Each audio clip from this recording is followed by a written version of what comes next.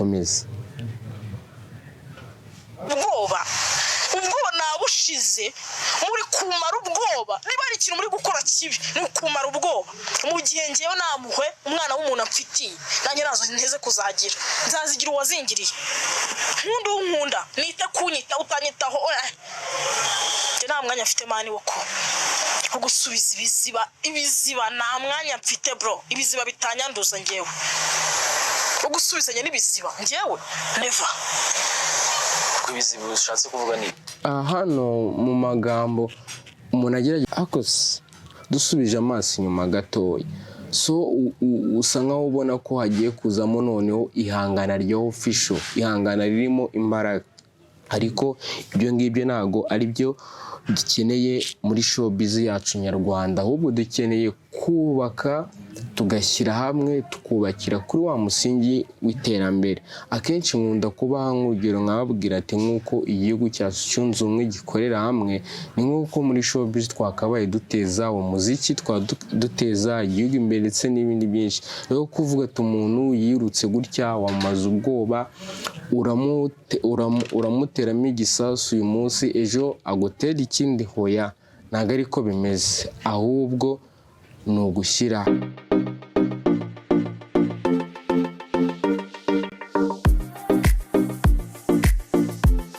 ibihe byiza mwe dukomeza kubana umunsi ku munsi kuri YouTube channel yacu amahoro y'Imana akomeze abane namwe ndabasuje ikaze mu kiganiro tuganira amakuru y'imyidagaduro agiye atandukanye muri showbiz nyarwanda ndetse n'ibwota masimbi. So ni episode after episode ni amakuru abagezeho atwika byatari hano iwacu mu Rwanda ndetse no hanze y'igihugu. So kuri YouTube channel yacu YouTube channel yanyu slogan ivuga iki? Twubake showbiz yacu nyarwanda iziramo ishyari inzangano gutukana ndetse n'ibindi byose byatuma tutubaka umusingi wa showbiz kugira ngo dukore ibintu byiza cyane. So twe tuganira amakuru abagezweho ari kuvugwa ku mbuga nkoranyambaga ndetse n'ahandi hose hagiye hatandukanye. Umunsi tugiye kuganira mu minsi twakoze ikiganiro cyitwa Kasukwa Mpango ubwo yitaga Jackie w'umusazi kandi akaba afite n'ibipapuro by'indera. Icyo ni ikiganiro twakoze.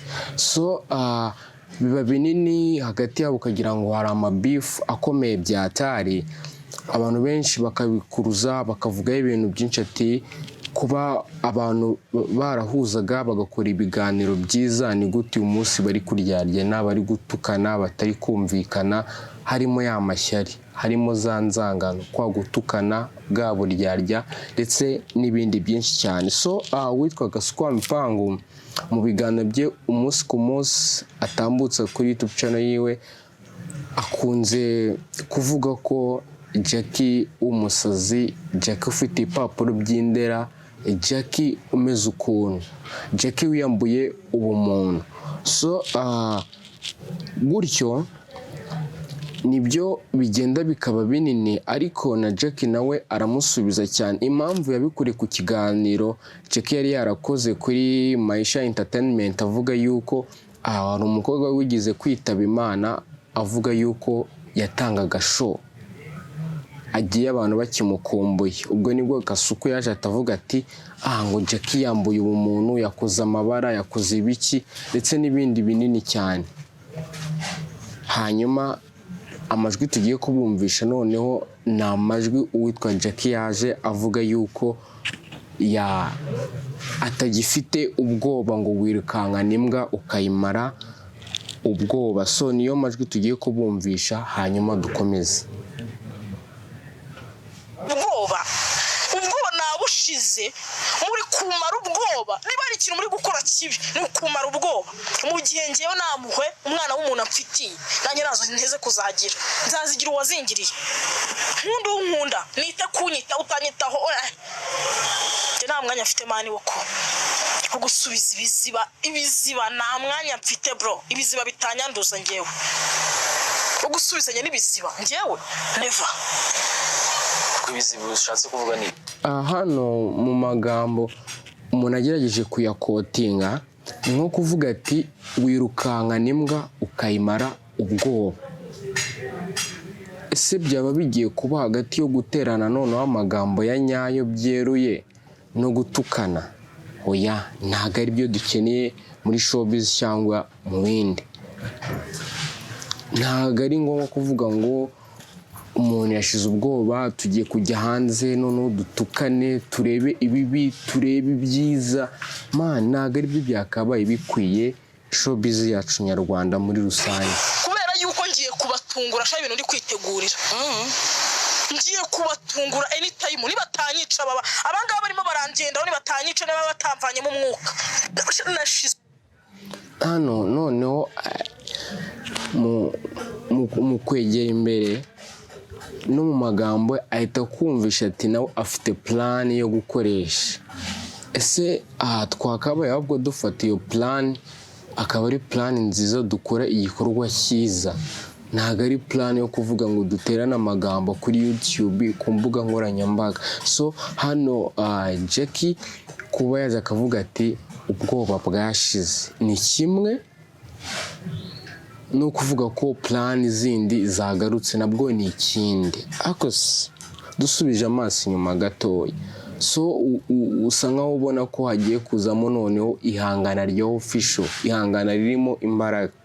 Ariko ibyo ngibyo ntabwo ari byo dukeneye muri showbiz yacu nyarwanda, ahubwo dukeneye kubaka, tugashyira hamwe, tukubakira kuri wa musingi w'iterambere. Akenshi nkunda kubaha nk'urugero nkababwira ati nk'uko igihugu cyacu cyunze ubumwe gikorera hamwe, ni nk'uko muri showbiz twakabaye duteza umuziki, duteza igihugu imbere ndetse n'ibindi byinshi. Rero kuvuga ati umuntu yirutse gutya wamaze ubwoba,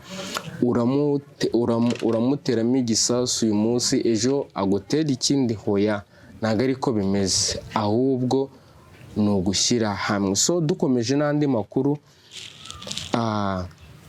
ikindi ngewe ikintu gutyo aho ngaho kuri opinion yanjye natangaho ni tureke kuryarya cyangwa kubeshya cyangwa gushyirana hanze ubwambo ndetse n'ibindi byinshi cyane, ahubwo dukorere hamwe. So tubone Kasuku, tubone Jackie ari abantu bishyiranye kuri YouTube channel imwe bameze neza kandi badakorana ubugome ndetse n'ibindi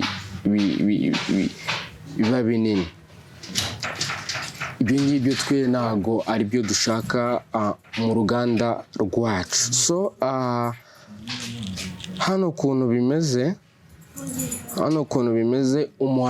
umuhanzi bita The Ben Tiger nyuma ya Bruce Melody na perezida wacu Paul Kagame ndetse na Meddy, nawe yageze mu bahanzi bujuje 1 million followers kuri Instagram. Ni igikorwa cyiza, abantu benshi nabonye ku mbuga zitandukanye babipostinze, byabaye binini cyane. So kuba binini cyane ni byiza, abantu benshi bagiye bapostinga baravuga ati ntabwo ari Abahinde, ni Abanyarwanda, ni abantu benshi cyane nk'uko bagiye babigeranya na post ya Melody bavuga ati kabisa ibihumbi birenga 10 ni Abahinde, bakabizana bakabigaragaza. Gusa n'uwita The Ben nawe kabisa yagiye mu bahanzi bujuje 1 million followers kuri Instagram. So iyindi nkuru dusoza ikiganiro turayikesha MI, iravuga ati umuhungu wa perezida wa Afurika y'Epfo Ramaphosa ubwo ari kuvugwa mu rukundo n'umukobwa w'umunyarwandakazi bita Keti Bashabe. So ni inkuru ndende ku mbuga nkoranyambaga, yabaye nini cyane, biri kugenda bivugwa cyane, byabaye binini. Akaba ari umunyamideli Keti Bashabe avugwa mu rukundo n'umuhungu, ukaba umuhungu wa perezida wa Afurika y'Epfo Cyril Ramaphosa witwa Ramaphosa. Amakuru ateganyijwe kuri Ramaphosa avuga yuko yaciwe amarenga mu rukundo kumwe n'umuhanzikazi Keti Bashabe yamaze kuvugwa mu rukundo. So nibwo byagiye, ni inkuru ndende cyane MI yanditse, we no kubera no muri screen zanyu biri kuvugwa ko bari mu rukundo n'umwana wa perezida wa Afurika y'Epfo. So yagiye kuri story ashyiramo apostinga ifoto ya Kate Bashabe arandika ati my universe. My universe ugereranyije abantu benshi bakunze kubyita ni nk'isanzure ryanjye. So niyo mpamvu byabaye binini ku mbuga nkoranyambaga ndetse n'ibitangazamakuru hano iwacu mu Rwanda. Iyo nkuru yagiye hanze, ariko Kate Bashabe akunze guhisha urukundo rwe, ntago arugaragaza cyangwa arushyira ku karubanda abantu bose barumenye, kuko ntago turabona verisiyo avuga ngo ni ukuri cyangwa ni ibinyoma, ahubwo ibi byapostinzwe n'umusore wa perezida wa South Africa.